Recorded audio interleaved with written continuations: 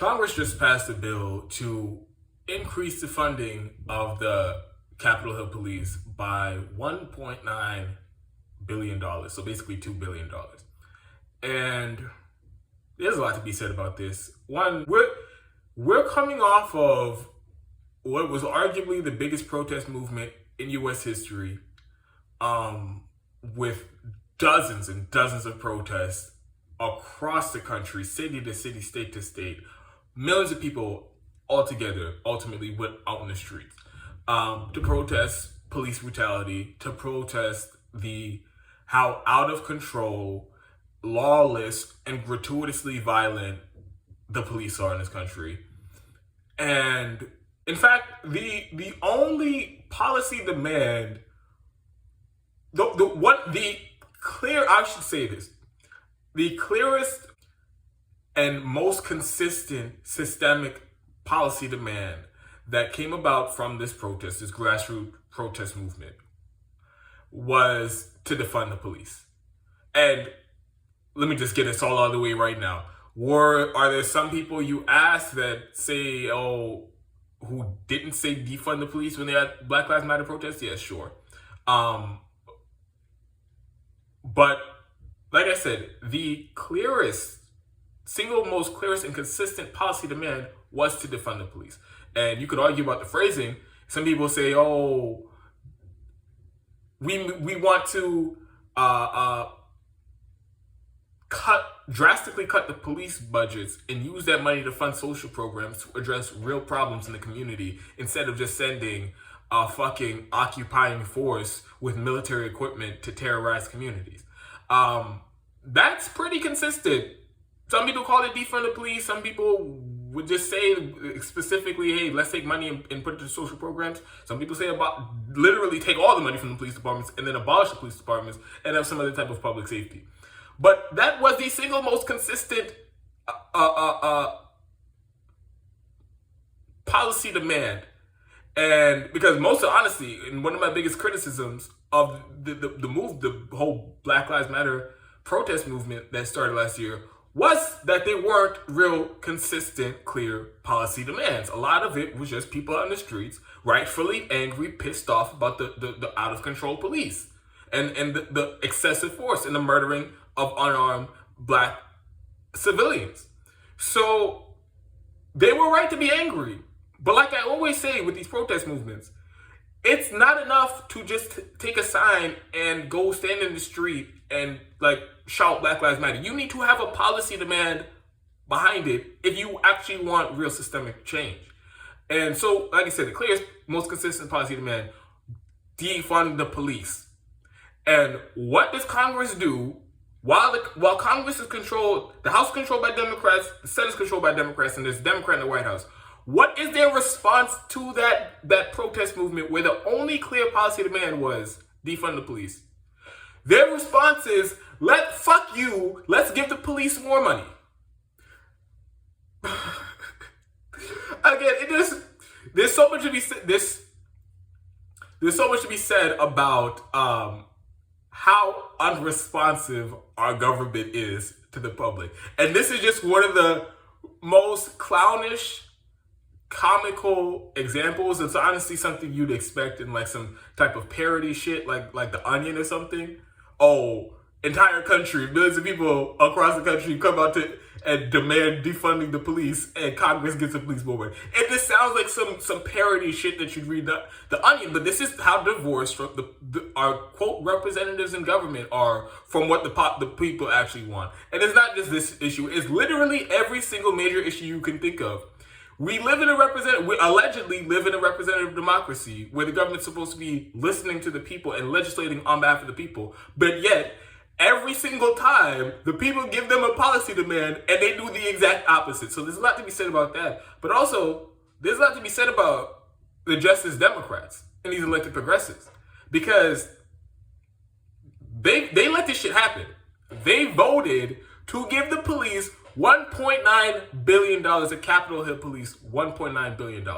So again, these are the so-called progressives. These are supposed to be the most left people in Congress. And there were even people like Cori Bush and others who were out there with the protesters talking about defund the police. And then when the time came to make a vote and decide, do we give the police more money or do we not do that? They went along and said, all right, let's give the police more money. And they did it, of course, in an extremely performative, manipulative way. And some of the Justice Democrats voted no, and then the rest of them voted present. But the bill passed with one vote. So what that means is, if they all voted no on it, like they should have, which would be consistent with the persona that they've been portraying and with the message that they've been talking about, defund the police and take the money and put it to social programs. If they were actually committed to that, they would have all voted no and they would have killed the bill. But they didn't do that. Some of them voted no, and just enough of them voted present so that it can pass with one vote. So they, on purpose, coordinated with Nancy Pelosi to pass that bill to give the police more money. And they did it in a way, like I did a video about, it is extremely timely. They did it in a way where they can still have the performative, some of them could have the performative theater of it all, of voting no and pretending like they were in opposition. But in reality, if you ask anybody who's familiar with the legislative process, there is no way that they went into this vote, the Democratic Party, there is no way Nancy Pelosi went into that vote without knowing exactly how everybody was going to vote, because they all got together with the whip and they made the vote count. They said, hey, we'll give you a certain amount of votes and you can pretend to be in opposition or whatever, but at the end of the day, we're all going to work together to pass this, and they agreed to.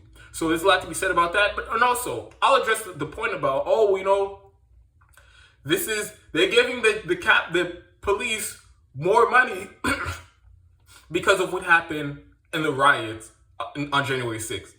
And so much to be said about that.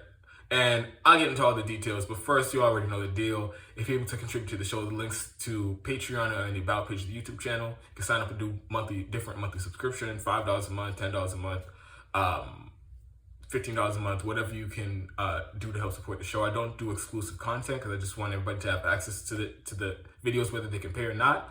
But I am just doing, I've decided that I will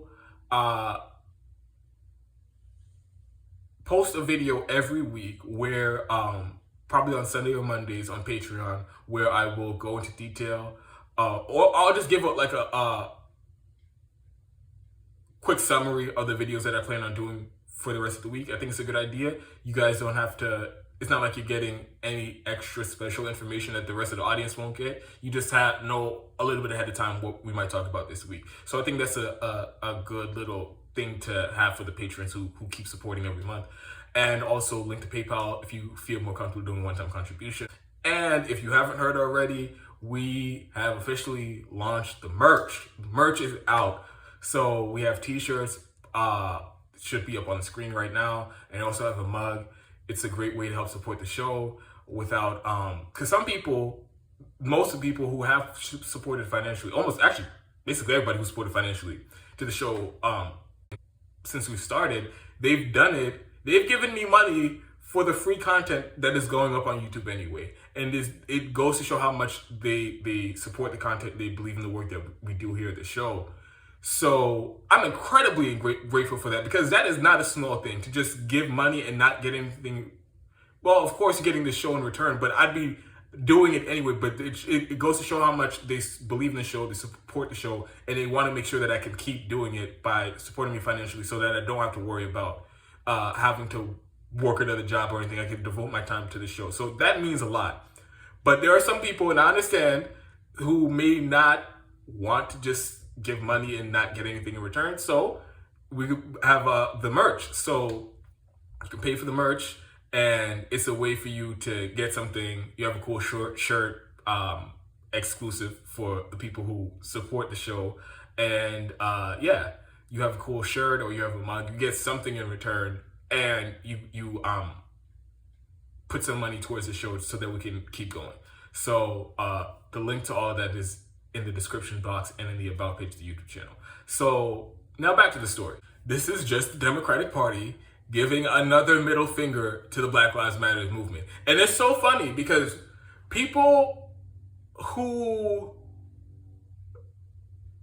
may not know all are in all the nuance of political dynamics and how things are working in this country right now, they may think that, you know, the Democratic Party is aligned with Black Lives Matter, like they're attached at the hip and they're working to. That's not what it is at all. In fact, there's a case to be made that the Democratic Party is on policy as oppositional to the and in their action as oppositional to Black Lives Matter as Republicans are.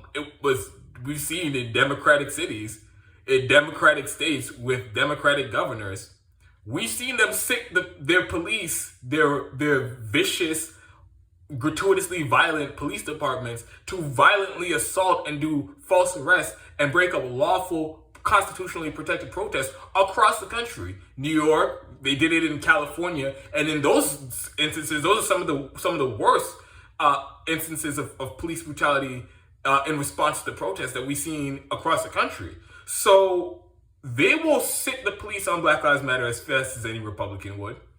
On policy, we see that they refuse to listen to our demands just as much as any Republican.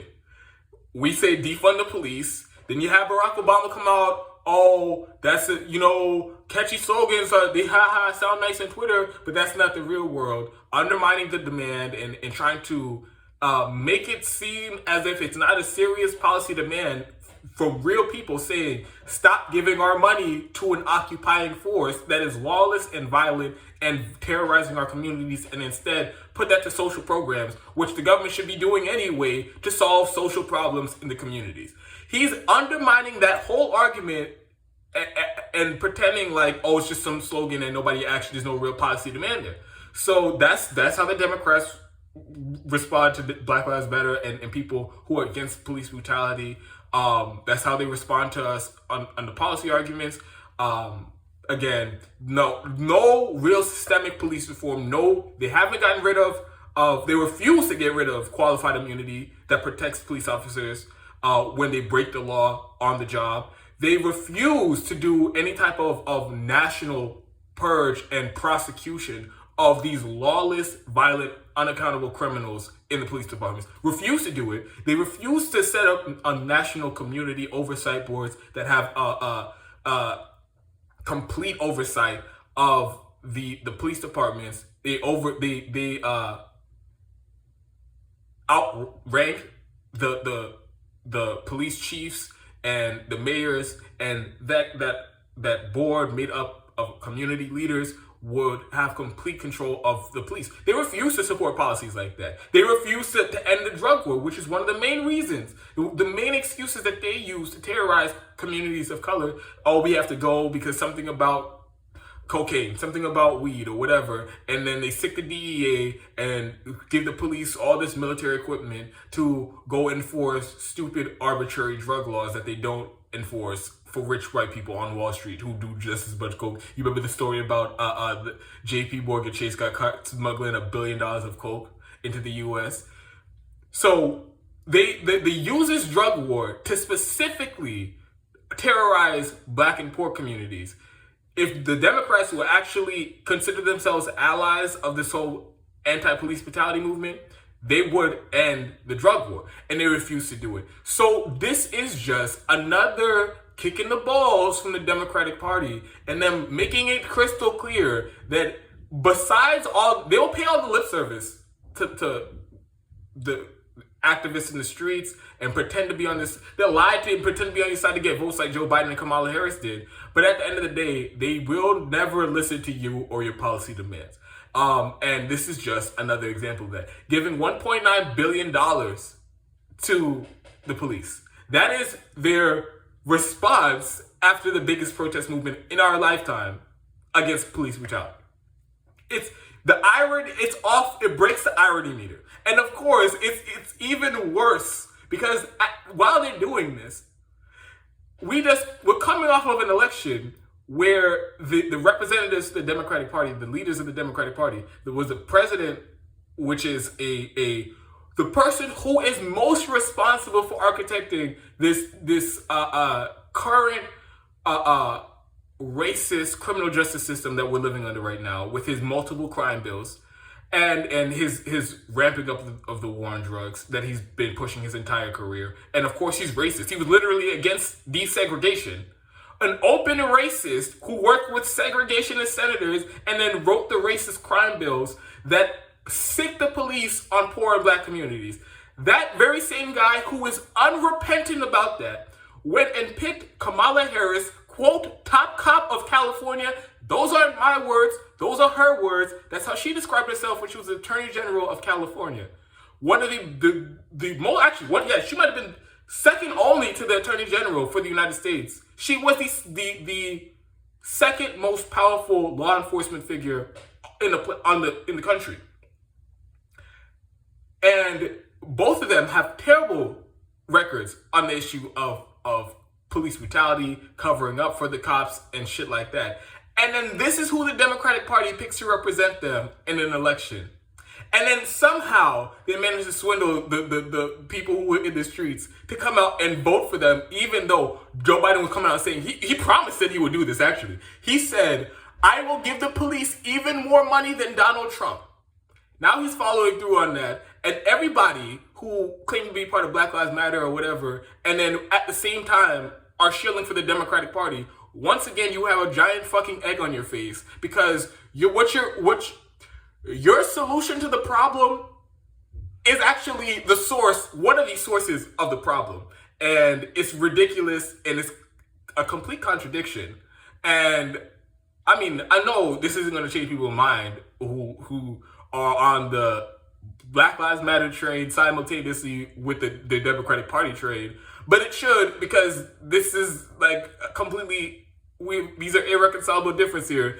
They want to do the exact opposite of what your movement is calling for in the streets. So I don't know how you can rep both teams here, but again, there's that. And then the Justice Democrats, I mean, what's to be said that hasn't been said a million times before on this show?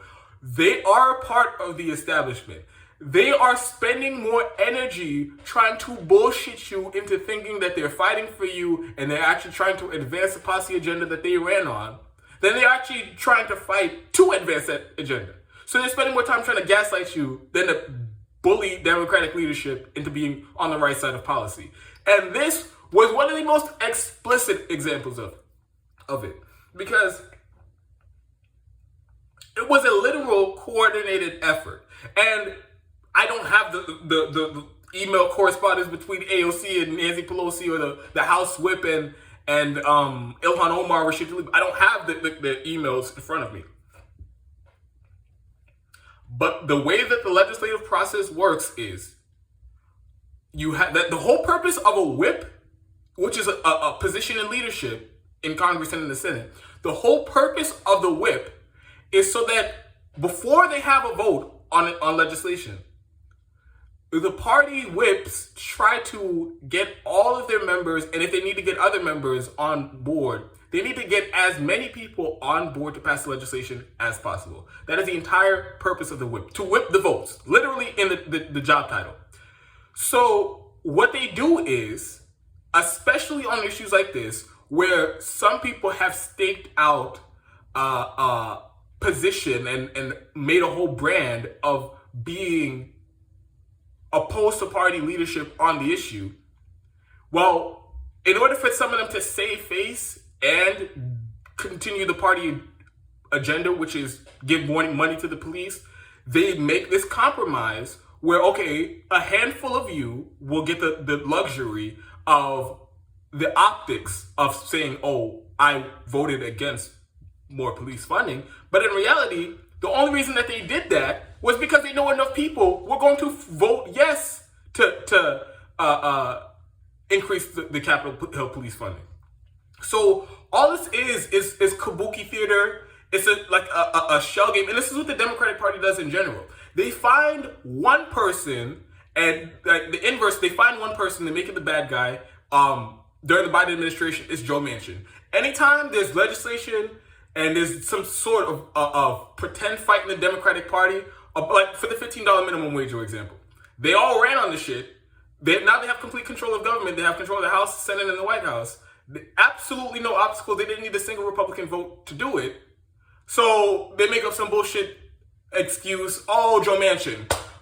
We need 51 votes in the Senate. Joe Manchin, he said he doesn't want to do it. What can we do? So they just killed it. They just killed it. One of their top campaign promises. So the Democratic Party always does this game with the votes where they pretend like they aren't as shitty as they are. And they have some people be the standouts. And in the case of Joe Manchin, he'll be the bad guy. And in this case of Cory Bush and a couple other progressives in the House, now they get to go out and pretend like, oh yeah, I voted against giving the police more money. But like I said, the only reason why they did that was because they knew enough people were going to vote yes. Enough people were going to vote to pass it. Because if that wasn't the case, like we saw with the speaker's race, they all went along with the Democratic Party. As much talk and bluster that they had about pretending to be oppositional to the Democratic establishment, when Nancy Pelosi needed their votes to become Speaker of the House, and they couldn't afford to lose not one, they all fell in line, and they didn't have the luxury of getting the optics of voting no because they needed the votes. So this is just, again, more performative theater, more pretending like they're actually doing something when they're really not. And then the issue of giving the Capitol Police $2 billion to begin with. Okay, so several points. First of all, the Capitol has been basically under military occupation since January. Nobody has any explanation for it. They're not even pretending to give an explanation for it anymore at this point. They have thousands of National Guard troops just sitting in the Capitol doing nothing. And I think it's cost probably $1 billion by now. And again, they keep moving the goalpost. At first, it was like 2 weeks after the riot. They were saying, oh, we have to keep them there for the inauguration pass. Oh, we're hearing some more threats about they might do some violence at some other time, so we want to keep them. Now they're just there occupying the Capitol indefinitely. There are thousands of troops there, like this is some type of fucking military junta or some dictatorship. And so there's already an insane amount of law enforcement presence on Capitol Hill. But more than that, they don't need more money. I don't know why anytime there's an issue with policing, it's like the knee-jerk response is, let's just give them more money. All the police are killing people, unarmed people in the streets, and they're being gratuitously violent and beating the shit out of people. We need to do some reforms. Let's give them some more money. I don't know where that math comes from. And so with the Capitol Hill Police, it's not like they didn't have the resources to keep the people out of the Capitol. It was their incompetence, and some of them just let the Trump supporters in because they themselves are Trump supporters. There was even some the Trump supporters who were arrested who are in law enforcement. So, like, the issue with the riot on January 6th, it wasn't that, oh my goodness, our poor dilapidated police departments, they didn't have the resources to keep the people out of. No, they did have the resources. They were just shitty at their job. But what happened was, and this is why I pushed back against it so strongly at the time, was everybody, as soon as it happened, they were manufacturing consent and making it seem like this was the number one issue that everybody should be concerned about because there was a riot and people died. And the way that they framed it was incredibly disingenuous. Oh my God, the people who died at the Capitol because of the Trump supporters and all that stuff. Everybody who died that day were Trump supporters. And some of them had medical emergencies. Some of them were killed by the police. But this whole idea, like, oh, this was such a grave threat to national security. They were out there murdering people on the cap. That's not what happened.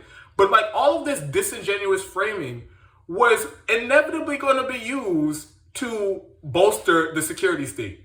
And that's exactly what they're doing. So there were talks about more like a Patriot Act 2.0 to give law enforcement, even though they already at this time have unprecedented powers in terms of spying and mass surveillance and being able to arrest people without any real justification. They have as much power as they've ever had.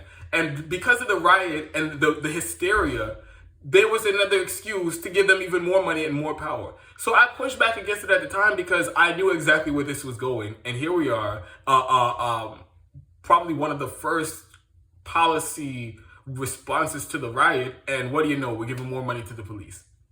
So all the people who were fear-mongering about this and pretending like this was like the 9/11 and shit like that, I told you to cool your jets at the time. And now that hysteria is being used to undermine, because a lot of people who are saying that they're pro Black Lives Matter, they're pro defund the police. Well, now all that hysteria is being used to undermine your policy agenda, and it's being used to bolster the police state. So be careful what you wish for. When the media is getting people riled up, it's usually for a reason, and in this case, like I said, it's bolster the security state. So there we go. Not a single person in Congress is going to push back against this in a meaningful way.